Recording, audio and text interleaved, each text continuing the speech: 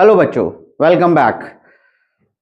हम लोग इस वीडियो में इरोडोव काइनेमेटिक सेक्शन जो कि 1 है उसका 16वां क्वेश्चन जो कि 1.16 है उसको हम लोग सॉल्व करेंगे। आगे बढ़ने से पहले हम लोग इस क्वेश्चन को समझ लेते हैं। इसमें बोला गया है कि दो पार्टिकल्स हैं 1 और 2 और वो कांस्टेंट वेलोसिटीज v1 और v2 से परपेंडिकुलरली स्ट्रेट लाइन से उसके अलोंग मूव कर रहे हैं और वो एक इंटरसेक्शन पॉइंट O के अलोंग ही मूव कर रहे हैं। ठीक है, सबसे पहले हम लोग इस सिचुएशन को बना लेते हैं। मान लीजिए ये दो परपेंडिकुलरली लाइंस हैं।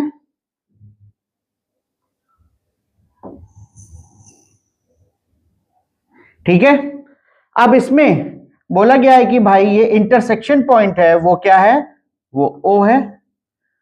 मान लीजिए ये पार्टिकल 1 है और वो पॉइंट A पर है। वो इस समय v1 वेलोसिटी से इस तरफ जा रहा है। क्लियर। और बोला गया है कि मान लीजिए दूसरा पार्टिकल जो पॉइंट B पर है वो इस तरफ ऊपर वो जा रहा है v2 वेलोसिटी से। क्लियर।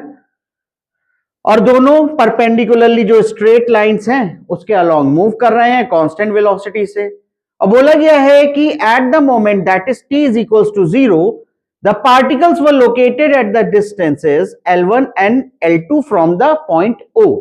इसका मतलब यह हुआ बच्चों कि at t is equals to 0 पे ये जो डिस्टेंस है आपका और ये जो डिस्टेंस है इनिशियल मोमेंट पर वो इक्वल टू कितना है, लिख लेते हैं इसको। ये है L1 और ये है L2। ठीक है, अब बोला गया है भाई अगर ये सब सिचुएशन है तो कितने समय के बाद और how soon the distance between the particle become the smallest, यानी कि कितने समय के बाद उनके बीच का जो डिस्टेंस है वो स्मॉलेस्ट होगा और वो स्मॉलेस्ट डिस्टेंस किसके इक्वल है। ठीक है, इसको हम लोग सॉल्व करते हैं। सॉल्व करने से पहले हम लोग एक अजम्पशन ले लेते हैं। मानिए कि आफ्टर टाइम t इनके बीच का जो सेपरेशन है वो स्मॉलेस्ट हो रहा है। ठीक है, तो आप देखेंगे कि after time t particle A जो है वो यहां से मान लीजिए कुछ यहां तक आ गया डिस्टेंस। तो अगर वो कांस्टेंट वेलोसिटी v1 से मूव कर रहा है तो इसने इतना डिस्टेंस कितना चला होगा, वो होगा v1t। तो ये वाला डिस्टेंस जो बचा होगा वो कितना होगा, वो होगा L1 माइनस v1t। यही होगा ना, क्योंकि दो पूरा डिस्टेंस कितना है L1। उसी तरीके से अगर हम अज्यूम करें कि पार्टिकल B जो है वो आफ्टर टाइम चलते चलते यहां आ गया तो ये जो डिस्टेंस उसने चला होगा वो होगा v2t। ठीक है, तो उसके बाद O से उसका जो डिस्टेंस बचेगा वो कितना बचेगा, वो बचेगा L2, या इसको इधर लिख लेते हैं, ये डिस्टेंस बचेगा L2 माइनस v2t। क्लियर हुई बात। अब चलते चलते ये वाला पार्टिकल भाई यहां पे आ गया, ये वाला पार्टिकल यहां पे आ गया। अब इस समय पे इन दोनों के बीच का जो डिस्टेंस होगा वो कितना होगा, वो होगा ये वाला डिस्टेंस, है ना। ठीक है, बहुत बढ़िया। और इसको हम मान लेते हैं भाई कि ये जो है डिस्टेंस वो d है। तो इस मोमेंट पर हम क्या ये कैलकुलेट कर सकते हैं कि d डिस्टेंस किसके इक्वल होगा, ये राइट एंगल ट्राइंगल है तो हम यहां पे निकाल देंगे कि भाई हमारा जो d स्क्वायर है या d होगा वो इक्वल टू क्या हो जाएगा, वो हो जाएगा L1 माइनस v1t का स्क्वायर प्लस क्या हो जाएगा दूसरा ये L2 माइनस v2t का स्क्वायर। ठीक है, अब क्या करना है, इस क्वांटिटी को हमको मिनिमम करना है। तो इस क्वांटिटी को हम लोग बड़े आराम से मिनिमम कर लेंगे। क्या है कि ये फंक्शन जो अंडर रूट में है इसको हम फंक्शन ऑफ टाइम है, इसको ft लिख लेते हैं। इसी क्वांटिटी को तो हमको मिनिमम करना है, तो ये हो जाएगा L1 माइनस v1t का square plus L2 minus v2t का स्क्वायर। भाई अब ये फंक्शन है, अगर हमको इसको मिनिमम करना है तो हमने ये कैलकुलस में पढ़ रखा है कि अगर इस फंक्शन को विद रिस्पेक्ट टू टाइम हम डिफरेंशिएट कर देंगे तो इक्वल टू 0 पुट कर देंगे तो हमको उसका मिनिमम वैल्यू पता चल जाएगी। तो चलिए इसको हम क्या करते हैं, इस फंक्शन को डिफरेंशिएट कर देते हैं विद रिस्पेक्ट टू टाइम। तो वो क्या हो जाएगा, एफ डैश टी। ठीक है, तो F dash T is equals to 2, भाई ये पावर में है ना 2, तो यहां आ जाएगा L1 minus V1 T, right. अब यहां पे क्या होगा, अंदर जाएंगे तो L1 तो with respect to time constant है तो वो तो 0, V1 टी को क्या करेंगे हम लिख सकते हैं माइनस V1 टी। क्लियर। उसी तरीके से अगर हम इसको हम डिफरेंशिएट करेंगे तो क्या हो जाएगा, twice of L2 minus V2 T, और अंदर जाएंगे तो माइनस के साथ V2 आएगा बाहर, और ये सारे हमको फंक्शन को इक्वल टू क्या करना है बेटा, 0 पुट करना है। ठीक है, तो चलो इसको 0 पुट कर देते हैं। अब इसको हम लोग सॉल्व करते हैं फर्दर, तो क्या हो जाएगा, ये 2 और ये 2 कैंसिल हो जाएगा, है ना। अब हम लोग इसको सॉल्व करते हैं तो ये बचेगा हमारे पास माइनस L1 V1 प्लस हो जाएगा plus V1 square T is equals to, इधर ले आते हैं इसको, तो ये जो माइनस V2 है ये प्लस हो जाएगा और इसको अंदर मल्टीप्लाई कर देते हैं तो ये क्या हो जाएगा ये हो जाएगा बच्चों L2 V2। ठीक है, और क्या हो जाएगा यहां पे माइनस V2 स्क्वायर टी। ये हमारे पास ऐसा एक आ जाएगा केस, इसमें हम सारे टी के टर्म को एक तरफ ले आते हैं तो ये क्या हो जाएगा, V1 square plus V2 square, T को कॉमन ले लेते हैं, यहां से क्या आ जाएगा L1 V1 plus L2 V2। यहां से हमें पता चल गया कि कितने टाइम टी के बाद ये जो डिस्टेंस है वो मिनिमम हो रहा है, और उसकी वैल्यू है L1 V1 plus L2 V2 upon, यहां स्क्वायर होगा, V1 square plus V2 square, यानी कि हमने टाइम पता कर लिया है।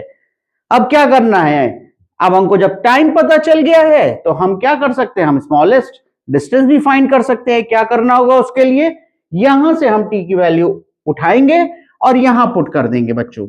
तो यहां पे जब आप इसको सॉल्व करोगे तो आपके पास जो डी मिनिमम आएगा वो इक्वल टू क्या हो जाएगा, यहां पे हो जाएगा L1 V2 minus L2 V1 upon under root V1 square plus V2 का स्क्वायर। यहां पे हम बच्चों मॉड लगा लेंगे क्योंकि यहां पे अंडर रूट से ये इक्वेशन जो है वो बाहर आएगी। क्लियर। तो ये तो हुआ हमारा मेथड 1। आई होप आपको समझ में आया होगा। चलिए हम लोग एक और मेथड इसमें यूज करते हैं और हम लोग इसमें रिलेटिव वेलोसिटी का मेथड यूज करते हैं। उससे इक्वेशन आप देखेंगे कि कितना सिंपल हो जाएगा और ज्यादातर आपको ज्योमेट्री ही यूज करनी होगी उस चीज की कैलकुलेशन में। फिर से हम सारे सीन को क्या करते हैं, रीड्रॉ कर लेते हैं। यहां पर हम मानते हैं कि भाई यहां पर ये एक लाइन है और दूसरी लाइन क्या है, उसके परपेंडिकुलर है, और हम क्या करेंगे, यहां पे हम अज्यूम करेंगे भाई कि इन दोनों लाइन के अलोंग कोई पार्टिकल है, मान लो ये है ए या वन पार्टिकल, वो इसके अलोंग v1 वेलोसिटी से मूव कर रहा है, और यहां पर क्या है भाई कि ये दूसरा पार्टिकल है b मान लेते हैं और ये इसके अलोंग v2 वेलोसिटी से आगे जा रहा है ना। अब हम रिलेटिव वेलोसिटी का क्या करेंगे, मेथड का यूज, और हमें मालूम है अगर हम लिखेंगे कि velocity of one with respect to two, तो उसका फॉर्मूला क्या होता है, velocity of one minus velocity of two. इसका मतलब क्या हुआ, आप वेलोसिटी 2 पर जाके बैठ गए, इस पार्टिकल पे जो सेकंड पार्टिकल है वहां आप बैठ गए और आप पार्टिकल 1 की वेलोसिटी को ऑब्जर्व कर रहे हो। ऐसी सिचुएशन में क्या करना होता है, जिस पार्टिकल पे आप बैठे हो उसकी वेलोसिटी को उल्टा कर दो और जिस पार्टिकल को ऑब्जर्व करना है उसके साथ आप ऐड कर दो। तो चलो कर लेते हैं। तो भाई सिचुएशन कुछ ऐसी हो जाएगी, ये क्या हो गया V2 ऐसा हो गया। अब हम क्या करेंगे, अब हम जब देखेंगे कि इस पे बैठ करके इसको जब ऑब्जर्व करेंगे तो ये अपनी तरफ कुछ इस डायरेक्शन में आता हुआ दिखाई देगा और इस लाइन के अलोंग ही वो चलता हुआ दिखाई देगा। ठीक है, और ये जो होगा ये होगा velocity of 1 with respect to 2 का डायरेक्शन। क्लियर? अब अगर हम मान लें कि ये एंगल थीटा है, तो अगर हम ये देखेंगे वेलोसिटी के रिलेशन में, तो हम tan थीटा को क्या लिख सकते हैं बच्चों, जल्दी बताओ। ये होगा v2 बाय v1, है ना। अब अगर हम अज्यूम करें कि ये वाला डिस्टेंस, अगर ये पॉइंट C है और ये वाला डिस्टेंस हमारे लिए है y, और ये वाला डिस्टेंस हम मान लें ये कितना हो जाएगा, क्योंकि ये O है, O से B का डिस्टेंस L2 है, ये y है, तो ये क्या हो जाएगा L2 माइनस y, है ना।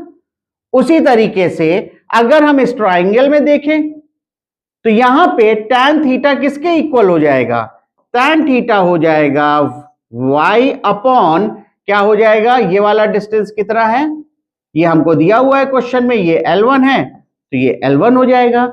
यहां से हमें डायरेक्टली पता चल जाएगा कि y जो है वो equal to v2 upon v1 into L1 के इक्वल है। क्लियर?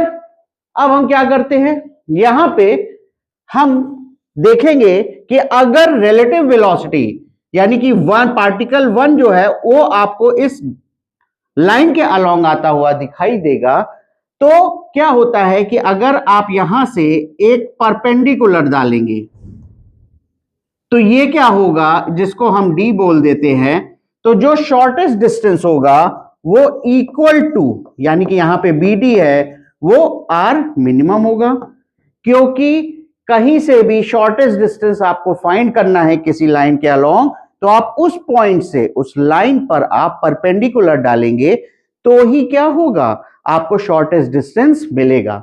आप ऑब्जर्व भी कर सकते हो, अगर पार्टिकल 2 यहां पर है और रिलेटिव वेलोसिटी इस डायरेक्शन में मूव कर रही है इस लाइन के अलोंग, तो देखेंगे यहां पर पार्टिकल पहुंचेगा तो ये डिस्टेंस, यहां पे पहुंचेगा तो ये डिस्टेंस, यहां पे पहुंचेगा तो ये डिस्टेंस, और यहां पे पहुंचेगा तो शॉर्टेस्ट है, फिर उसके बाद आप देखेंगे डिस्टेंस बढ़ने लगा है। ठीक है, तो शॉर्टेस्ट डिस्टेंस हमेशा आप क्या कर सकते हैं कि आपको क्या करना होगा कि आप हमेशा परपेंडिकुलर ड्रॉ करेंगे। ठीक है, तो ये हो गया हमारा आर मिनिमम। अब इस ट्राइंगल में देखिए, अगर ये थीटा है, ये 90 डिग्री है, तो ये कितना होगा, थीटा 90 माइनस थीटा हो जाएगा, है ना। और अगर हम देखें तो ये भी एंगल कितना होगा, 90 माइनस थीटा, तो ये वाला एंगल फिर से हमारे लिए क्या आ जाएगा, थीटा। क्लियर? तो यहां पे हम क्या करेंगे, आर मिनिमम के लिए हम यहां पे अगर डिस्टेंस L2 माइनस वाई अगर हम फाइंड कर ले तो हमारा काम बन जाएगा, क्योंकि ये ट्राइंगल है उसका एक प्रोजेक्शन निकाल देंगे हम। ठीक है, तो यहां पर क्या करेंगे हम, अगर y हमारा ये है तो L2 माइनस वाई जो कि किसके इक्वल है, वो है C B के इक्वल, तो this will be equal to L2 minus V2 upon V1 L1, यानी कि CB की जो वैल्यू आ गई है वो है L2 V1 minus V2 L1 upon V1। Clear? I hope यहां तक आपको स्टेप्स क्लियर होंगे। अब हम लोग क्या करेंगे, हमको ये डिस्टेंस मालूम है, ये एंगल मालूम है, तो हम ये वाला निकाल सकते हैं, बिल्कुल। तो यानी कि आर मिनिमम जो कि आपका BD के इक्वल है, that will be equal to CB cos theta. CB की वैल्यू ये है, cos थीटा कैसे फाइंड करेंगे, अगर हमको tan थीटा मालूम है, V2 अपॉन V1 है, तो cos थीटा भाई क्या हो जाएगा, सिंपल सी बात है, वो हो जाएगा V1 upon V1 square plus V2 का स्क्वायर। ठीक है, तो हम यहां पे पुट कर देते हैं वैल्यू और सॉल्व कर लेते हैं, हमको आंसर पता चल जाएगा। तो ये हो जाएगा L2 V1 minus V2 L1 upon V1 into V1 upon V1 का स्क्वायर अंडर रूट में और प्लस V2 का स्क्वायर, इसको हम कैंसिल कर देंगे, तो जो आर मिनिमम हमारा पहले आया था वही आर मिनिमम हमारा फिर से आ गया है, और इसकी वैल्यू है वो ये मैं आपके सामने लिख दे रहा हूं। यहां पे हम लोग मॉड लगा देंगे। क्यों लगाएंगे मॉड, क्योंकि इस बार हम पार्टिकल 2 पर बैठ करके ऑब्जर्व कर रहे थे, तो ये वाली सिचुएशन आई। हम इसको ऑब्जर्व कर सकते हैं पार्टिकल 1 पे भी बैठ करके। आप लोग इसको ट्राई करिएगा, आपकी जो वैल्यू आएगी वो L1 V2 minus L2 V1 आएगी, इसका रिवर्स आएगा और वो दोनों केस में इक्वल होगा, इसलिए यहां पे मॉड इस लॉजिक के कारण लगा दिया गया है। अब अगर हम टाइम की बात करें भाई, तो टाइम क्या होगा, यहां से पार्टिकल यहां आना होगा, ये डिस्टेंस हो गया, और अपॉन जो भी इसका जिस वेलोसिटी से आ रहा है जो कि v12 है ये है, तो टाइम क्या होता है, डिस्टेंस, जो कि हमारे इस केस में क्या हो जाएगा AD अपॉन AD के अलॉन्ग किस स्पीड से आ रहा है वो है v12, ठीक है। और यहां से हम देख सकते हैं कि AD किसके इक्वल है, AD हम लिख सकते हैं भाई वो है AC प्लस क्या हो जाएगा CD, ठीक है। AC को क्या लिख सकते हैं, ये L1 है, तो AC क्या हो जाएगा, ये एंगल अगर थीटा है तो यहां पे हम लिख सकते हैं L1 upon cos theta, plus CD को क्या लिख सकते हैं भाई, ये क्या है L2 minus Y, L2 minus Y, और ये वाला है डिस्टेंस, और हमको क्या लिखना है, ये वाला डिस्टेंस, तो ये एंगल थीटा है, तो ये हो जाएगा साइन थीटा, राइट। और यहां से हम देख सकते हैं tan theta is equals to Y by L1, तो यहां से हम लिख सकते हैं y जो है हमारा L1 tan थीटा के इक्वल है, ठीक है। बस अब वैल्यूज ही तो रखने हमको और इसको सॉल्व करना है। अब फिजिक्स की प्रॉब्लम नहीं रह गई है, ये रह गई है मैथ्स की प्रॉब्लम। तो यहां पे लिख सकते हैं हम L2 माइनस y को क्या लिख सकते हैं, L1 tan theta into sine theta, तो यहां पे AD क्या हो जाएगा, AD हो जाएगा आपका L1 cos theta, plus sign को अंदर ले आते हैं और tan को खोल देते हैं, साइन अपॉन कॉस। तो यहां पे भाई अगर हम सब कुछ कॉस लिख देंगे, कॉस थीटा, तो यहां पे क्या हो जाएगा, कॉस भी आ जाएगा साइन भी आ जाएगा, L2 sine theta cos theta minus L1 sine, और साइन पहले से है तो क्या हो जाएगा साइन स्क्वायर थीटा, ये हो जाएगा, है ना। अब नीचे डिनोमिनेटर में सब बराबर है, L1 ये है, L1 ये है, अगर L1 कॉमन लेंगे तो क्या आ जाएगा, यहां से कॉमन आ जाएगा 1 माइनस साइन स्क्वायर थीटा, और 1 माइनस साइन स्क्वायर थीटा किसके इक्वल होता है, कॉस स्क्वायर थीटा के। तो यहां पे हम लिख सकते हैं L1 cos square theta plus L2 sine theta cos theta upon cos theta, divide कर दो भाई, बस L1 cos theta plus L2 sine theta, बहुत सिंपल सा एक्सप्रेशन आ गया हमारा।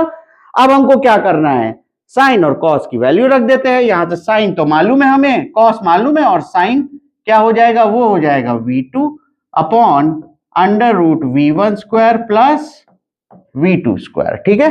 वैल्यू पुट कर देते हैं, तो ये हो जाएगा L1 क्या है cos V1 upon under root V1 square plus V2 square plus L2 V2, value put करने के बाद ये हो जाएगा V1 square plus V2 square. क्या अगर हम इसको सॉल्व करेंगे तो क्या हमें पता चल जाएगा कि हमारा T मिनिमम कितना है, बिल्कुल। हम क्या करेंगे, इस जो भी एक्सप्रेशन आया है ये L1 V1 plus L2 V2 upon divided by V12, V12 क्या है यहाँ पे स्पीड, अगर आप ये वाले में देखेंगे तो ये क्या, दोनों वेक्टर परपेंडिकुलर है, तो V12 will be equal to under root V1 square plus V2 square. तो यहां पे जब पुट करेंगे तो ये डिनोमिनेटर में अंडर रूट मल्टीप्लाई हो जाएगा, तो आंसर हमारा आ जाएगा फिर